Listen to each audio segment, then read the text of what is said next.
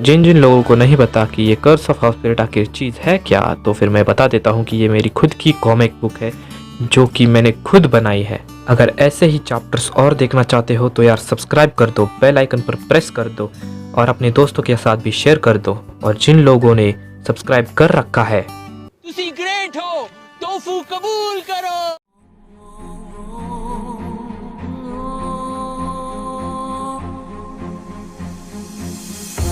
तो शुरुआत होती है। लुइस अपने आप को कंट्रोल कर लेता है और स्मिथ को छोड़ देता है। अब ये सारी चीज़ें देखकर स्मिथ चौंक चुके होते हैं और उनके मुंह से कोई शब्द भी बाहर नहीं निकल पा रहा था। फिर वो लुइस की तरफ देखते हैं और लुइस भी देखता है जैसे कि वो उन्हें कहना चाहता हूँ कि प्लीज़ मुझे माफ़ कर देना। फिर लुइस वहाँ से भाग जाता है। कुछ देर बाद वो ऑफिसर आकर सबसे पूछने लगता है कि आखिर वो भाग कैसे गया, किसी ने उसे रोकने की कोशिश क्यों नहीं की, स्मिथ ने भी उसे रोका क्यों नहीं।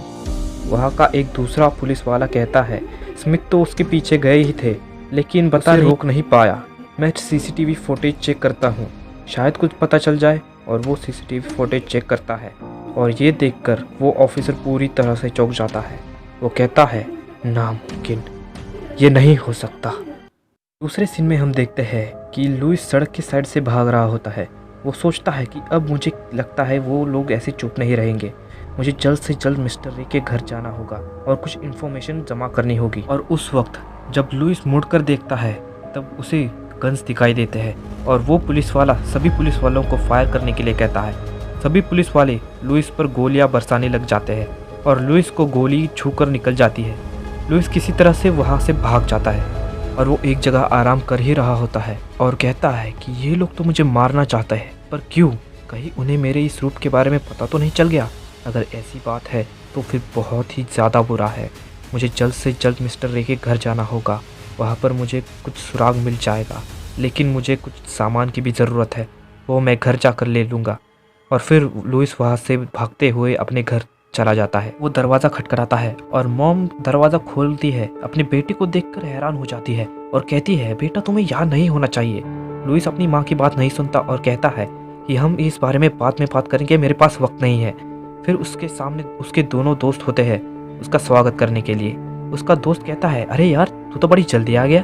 लुइस ये सब देखकर चौंक जाता है और वो कहता है कि आखिर तुम लोग यहाँ कर क्या रहे हो। तभी लुइस की माँ कहती है कि तुम बहुत थक गए होगे, तुम आराम कर लो, मैं तुम्हारे लिए कुछ खाना लगाती हूँ। फिर लुइस का दोस्त कहता है तो तब तक हम थोड़ी गेम्स खेल लेते हैं और कुछ खा भी लेंगे, क्या ख्याल है? फिर लुइस को कुछ भी ठीक नहीं लगता।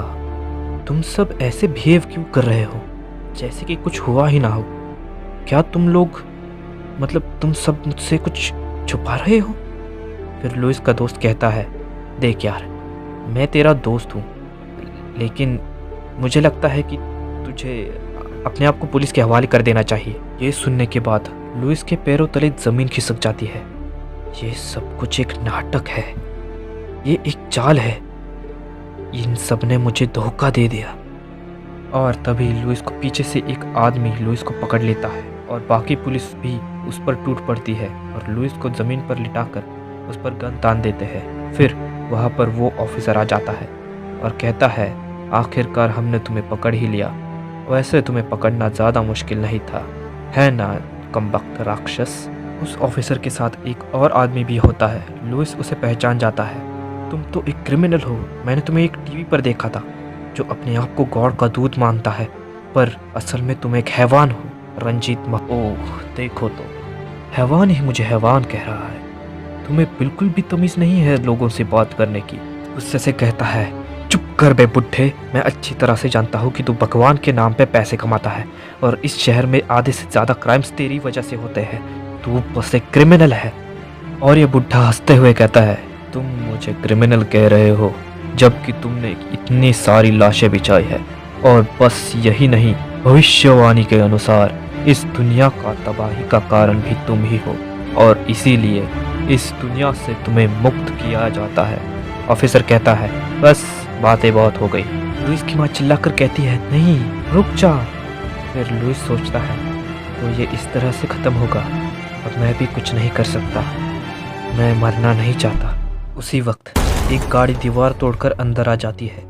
एक आदमी लुइस को गाड़ी में खींचकर वो वहाँ से भाग जाता है ऑफिसर तुरंत कहता है, हमें उनका पीछा करना होगा, गाड़ी निकालो। पीछे से एक आदमी कहता है, उसने हमारी गाड़ी के सारे फ्यूल निकाल दिए हैं। क्या?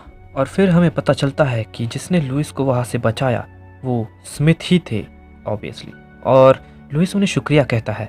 फिर वो अपना इंट्रोडक्शन देते हैं कि मेरा नाम है डिटेक्टिव एडवर्ड स्मिथ, मैं तुम्हारे केस पर काम कर रहा था, अब ध्यान से सुनो। मुझे तुम पर पूरा यकीन है, मैं जानता हूँ कि तुमने वो मर्डर्स नहीं किए हैं। वो आदमी झूठ कह रहा था। जिसने उन लोगों को मारा है वो खुद रंजीत ही है। उसने उन सारे लोगों को मार दिया और तुम पर सारा इल्ज़ाम डाल दिया। अब सारी दुनिया तुम्हें मारने पर तुलेगी।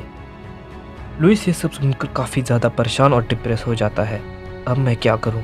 मुझे कुछ समझ में नहीं आ रहा। काश उसने मुझे उसी वक्त मार दिया होता। स्मिथ कहते हैं, इतनी जल्दी हार मत मानना लुइस। मैं जानता हूं कि ये सब तुम्हारे लिए बहुत ही ज़्यादा मुश्किल है, लेकिन हम उस जगह वापस जाएंगे और हम सच का पता लगाएंगे। तुम फिक्र मत करना, मेरे होते हुए तुम्हें कोई कुछ नहीं कर सकता।